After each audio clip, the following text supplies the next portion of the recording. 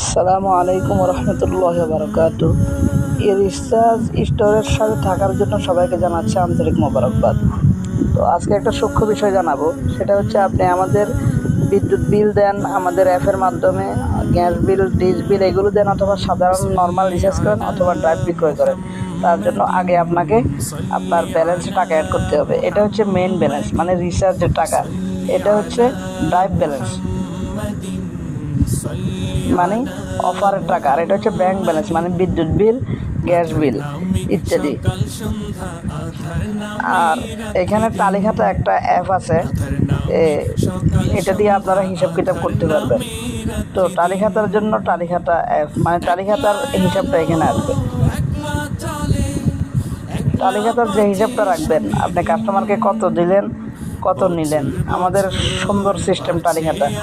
তো এটা দিয়ে এইখানে অ্যাডভান্স, এটা আপনি কাস্টমার কত দিলেন এটা এখানে আসবে।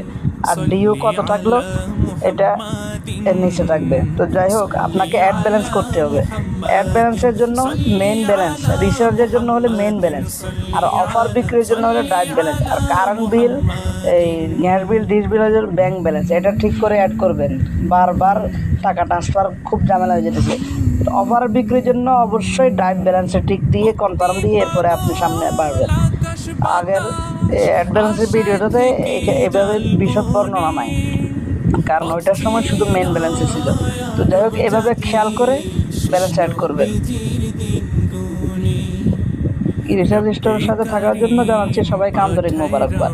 আর একটা কথা হচ্ছে, আপনার ছোট বড় যে কোনো সমস্যার জন্য আমাদেরকে হোয়াটসঅ্যাপে মেসেজ করবেন 81 নম্বরে। সবাই ভালো থাকবেন, ফিরব নতুন কোনো ভিডিও নিয়ে।